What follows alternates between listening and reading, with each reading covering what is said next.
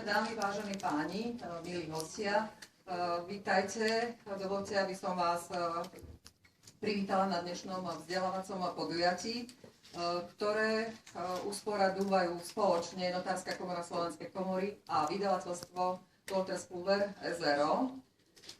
Moje meno je Emilia Halmešová a som projektovým manažerom vzdelávania spoločnosti Wolters Kluwer. Dnešné podujatie nesie názov, ja to pozriem, pretože je to hodne dlhé, Nariadenie Európskeho parlamentu a Rady Európskej únie číslo 650/2012 o právomoci rozhodnom práve, uznávaní a výkone rozhodnutí a prijatí a výkone verejných listín v dedičských veciach a o zavedení Európskeho osvedčenia o dedičstve, alebo celkom jednoducho dedičské konanie s cezhraničným prvkom. Dovoľte, aby som v úvode predstavila krátko našu spoločnosť vydavateľstvo Wolters Kluwer, ktoré si zobralo na starost organizačnú stránku tohto vzdelávacieho podujatia na základe oslovenia Notárskej komory, konkrétne vzdelávacej komisie Notárskej komory Slovenskej republiky. Naše vydavateľstvo ste skôr poznali asi pod obchodným menom Jura Edition. My sme menili obchodné meno k 1.1.2014 a teda nesieme nadnárodné meno Wolters Kluwer s tým, že sme naozaj ale spoločnosť slovenská, sme už vyše 20 rokov na slovenskom trhu. Sme vydavateľstvom právnickej literatúry, daňovej literatúry, ekonomickej literatúry, máme redakciu školstva, BOZP, časopisu zo súdnej praxe, nový časopis Súkromné právo. A minulý rok sme začali vydávať nový časopis Verejné obstarávanie, právo a prax. Máme daňové ekonomické časopisy. Minulý rok sme vydali 100 kníh, 27 komentárov.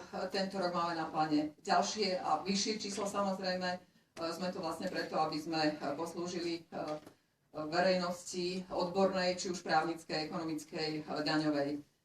Sme zároveň prevádzkovateľom ASPI, čo je teda automatizovaný systém právnych informácií, čo vám teda je určite známe, pretože mnohí, alebo prevažná väčšina z ASPI pracuje. Popri tom organizujeme semináre, intenzívnejšie možno v posledných 2 rokoch, po mojom nástupe, kedy ma Jura Edition oslovili, a teda nastúpila som do pracovného pomeru, aj keď predtým som nebola. Snažím sa organizovať semináre tak, aby naozaj boli zmysluplné aj pre usporiadateľa, aj pre účastníkov, aby naozaj odborné informácie, ktoré ponúkame aj v knihách, aby sme ich ponúkli aj odprezentovali podaní či už autorov alebo aj iných lektorov, ktorých oslovujem. Sú nimi prevažne sudcovia či Najvyššieho súdu, krajských súdov, niektorí advokáti, ale väčšinou sú to už potom naši autori. Toľko teda na úvod, krátko som predstavila našu spoločnosť, Notárskú komoru. Ja vám osobitne určite predstavovať nemusím, ste jej členmi, ale dovoľte, aby som predstavila prítomných tuto za katedrou z Notárskej komory pani doktorku Ivetu Vaškovú, členku vzdelávacej komisie. Vedľa nej sedí pani doktorka Miriam Imrich Breznoščáková, ktorá je tiež členkou vzdelávacej komisie Notárskej komory. A vedľa pani doktorky sedí jediný muž za touto katedrou, mladý muž, pán doktor Pavel Lacko, ktorý je advokátom.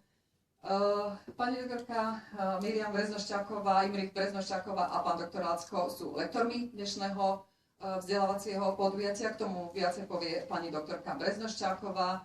Ja by som ich len krátko predstavila snáď profesíne, takže pani doktorka, teda vy ju poznáte, pretože ona ako členka vzdelávacej komisie aj lektoruje vaše podujatia. Dovolila by som si na úvod povedať, že sme oslovili pani doktorku aj k autorskej činnosti a dnes bude predstavená novinka, jej prvotina, nová publikácia, ktorá nesie názov Cezhraničné dedenie. Má to ešte podtitul Nariadenie Európskej únie číslo 650/2012, čo je teda téma dnešného dňa. Pán doktor Lacko je tiež našim autorom. Dostali ste medzi materiálmi aj publikáciu. Je to nie veľká publikácia, ale myslím si, že veľmi užitočná. Ona bola vlastne vydaná za účelom tiež vzdelávacieho podujatia, keď sme s pánom doktorom robili seminár práve k tejto téme, ako nesie publikácie, ktorú máte pred sebou na stoloch. Takže toto sú naši dnešní lektori. Ja by som teraz ale odovzdala slovo pani doktorke Ivete Vaškovej, ktorá práve pri príležitosti vydania novej knižky Cezhraničné dedenie, ktorá je novou témou, pretože účinnosť nariadenia nadobúda 17. augusta tohto roku. Je to téma pomerne ťažká a zložitá, tak by som poprosila pani doktorku Ivetu Vaškovú, aby možno pristúpila k takému, poviem možno mini krstu alebo takému náznaku krstu tejto knižky, pretože nebudeme to ani polievať šampanským, ani ničím, ale odozdala by som jej slovo, aby krátko niečo k tomuto povedala. Takže nech sa páči, pani doktorka. Dobrý deň, milí kolegovia. Takže ja som bola požiadaná alebo vyzvaná, aby som prijala funkciu krstnej mamy tejto novej publikácie, ktorú som úlohu veľmi rada prijala. Takže dovolte, aby som pani doktorke Breznoščákovej, milej Mirke, poďakovala za uvedenie tejto monografie odborného charakteru. Zablahoželala jej a želala veľa úspechov. A môžem konštatovať, že erudovanosť autorky a jej profesionalita sú zárukou, že predkladané dielo bude mať široké uplatnenie nielen u notárov, ale aj nájde svojich adresátov v širokej právnickej obci. Takže ďakujeme a veľa úspechov prajeme.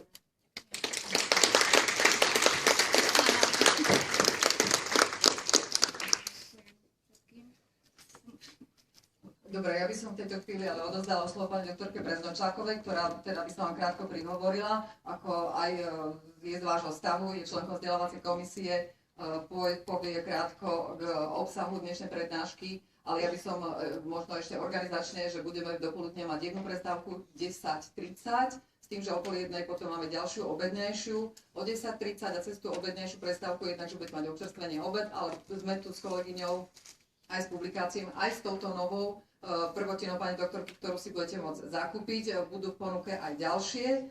Máte na stoloch objednávkové formuláre, ak by ste si nechceli kúpiť knižky tu a nosiť ich so sebou v kabelkách alebo v taškách, ktoré ste aj dostali s našim logom. Budete si ich môcť objednať, len som upozorniť, že v prípade objednávok je tam potom kuriér cena 4,60. To ja vždycky náhlas poviem, aby potom niekto nepovedal, že to ste nám zatajili a sa nám to o to predražilo. Nie veľká suma, ale kuriér toľko si pýta. Takže toľko len krátko k tomuto. Ešte skôr, ako pani doktorka dostane slovo, nepovedal som v úvode, že vás poprosím, aby ste si dali na tichý režim mobily, aby sme sa nevyrušovali pri takomto hojnom počte, to by bolo nepríjemné, keby začali vyzvania mobily. Takže teraz už dodám pani doktorke slovo, nech sa páči. Ďakujem. V prvom rade chcem poďakovať vám všetkým za vašu účasť, keď sme začali uvažovať a riešiť spoluprácu s pani doktorkou Halmešovou, ktorú sa vám predstavila v mene spoločnosti Wolters Kluwer a povedala som jej, že približné číslo predpokladané účasti notárov je asi 100. Tak zrejme bola trošku skeptická a neverila teda, že prídete v takomto počte. Ja som vychádzala z čísel, ktoré sa nám podarilo dosiahnuť minulého roku v Košiciach. Takže ešte raz veľká vďaka, že ste tu takmer 100 dosiahli. Keď som včera teda prichádzala z Košíc do Bratislavy vlakom a cestou teda pohľadom z okna som sa chcela prihovoriť nejakými slovami, tak napriek tomu, že v dnešnom dátume nie sú žiadne trojky, tak stále sa mi vtiskali do úst nejaké 3 dôvody, prečo sme sa tu dnes stretli a tie číslice ozaj majú nejaký súvis s tou trojkou. A to z tohto dôvodu, že sú to už 4 roky, čo sme začali ako vzdelávacia komisia organizovať školenia pre notárov. Však Ivetka sa nemýlim, že to začalo v roku 2012. Keď som teda prišla do údko s týmto návrhom, aby vzdelávacia komisia neškolila len budúcich notárov, teda koncipientov a kandidátov, ale aby sme túto činnosť robili aj pre notárov, nás teda riešili otázky, ktoré nás v praxi trápia, ale ktorých teda nejakým spôsobom obávame, alebo prax nie je jednotná. Takže sú to už 3 roky. Ďalšou trojkou je to, že je to v poradí tretie školenie tohto druhu, ktoré teda organizuje vzdelávacia komisia. Prvé bolo v Košiciach v 2012 roku, druhé bolo v Košiciach minulého roku. No a ďalšia trojka príznačná pre dnešné podujatie je to, že sú to 3 roky, čo uplynuli teda od prijatia nariadenie, ako ja teda nazývam, po cezhraničných dedictvách. V každom prípade toto školenie má svoje prvenstvo, to z tohto dôvodu, že ako prvé je organizované vzdelávacou komisiou v Bratislave. ďalšie prvenstvo, to je organizované spoločnosťou, v spolupráci so spoločnosťou Wolters Kluwer. A potom je jedinečné aj pre mňa v tom, že som v pozícii teda nielen organizátora za vzdelávaciu komisiu, ale súčasne aj v nejakej trojosobe školiteľa pre spoločnosť Wolters Kluwer a súčasne ako autora tejto publikácie. V tejto publikácii snad poviem len toľko, ale úprimne, robila som ju pre vás, pre notárov. Písala som ju tak ako notárka, nejaký školiteľ alebo nejaký odborník na cezhraničné dedine, to určite nie som, ani sa do tejto role nepasujem. Publikáciu som sa snažila teda urobiť tak, hoci bola teda narýchlo zosnovaná, aby sme stihli termín tohto školenia, takže sme vlastne robili všetko preto, aby ste na tomto školení ju mohli dostať do rúk. V prvej časti som sa venovala súčasným vlastne kolízným normám a jednak medzinárodným zmluvám a zákonu medzinárodnom právnom súkromnom procesnom, pretože to pre nás bude platiť naďalej pre nečlenské teda štáty, respektíve pre otázky, ktoré nie sú nariadením upravené. V druhej kapitole som začala teda analýzu a výklad pojmov nariadenia, tomu, čo sa bude venovať vlastne v svojej dopoludnejšej časti pán doktor Lacko. V tretej kapitole som sa venovala legislatívnym dopadom nariadenia na teda národnú legislatívu pre nás, pre notárov, to znamená zmeny notárskeho poriadku, civilného mimosporový poriadok a OSP. To znamená vyslovene len to, čo sa nás týka, ostatných vecí som sa v tejto publikácii nedotkla. Štvrtú kapitolu som venovala výlučne EDU, teda Európskemu osvedčeniu o dedičstve, jeho vydávaniu a povinnostiam, ktoré pre nás notárov z toho vyplývajú. Zaujímavou môže byť pre vás tá 5. kapitola, kde stimulujem určité praktické príklady, s ktorými môžete prísť do kontaktu a môžu vás stretnúť vo svojej praxi súdnych komisárov cez hraničných dedičstvách. A v 6. kapitole som venovala pozornosť v rámci určitých otázok, ktoré položili niektorí kolegovia z vás, respektíve sudcovia, keď sme zosnovali nejaké otázky, ktoré sme boli povinní ako Slovenská republika predložiť Európskej komisii, aké otázky máme pri výklade jednotlivých článkov nariadenia. Tam som si teda dovolila zaujať stanovisko svojimi odpovediami. Takže toľko k publikácii, takže veríme, že bude teda pre vás prínosná v práci, teda ju využijete. Ako som povedala, prvú časť má teda na starosti pán doktor Lacko. Vlastne školenie alebo obsah prednášky pána doktora Lacka je nadstavbou, by som povedala, školenia, ktoré sme začali, určite ste tam mnohí z vás boli, v Jasnej Grande v roku 2013 v novembri, kde som vlastne urobila školenie o cezhraničnom dedení a práve analyzovali sme jednotlivé body nariadenia. Takže týmto odovzdám slovo pánovi doktorovi. Nech vás neklame jeho mladý zjav. Je teda pre naše teda z nášho krátkeho stretnutia som môžem teda povedať, že prax s zahraničnými prípadmi, myslím dedičstvami a občianskými a inými obchodnými vecami má určite, ako aj jeho skúsenosť pôsobením v zahraničí. Takže ďakujem.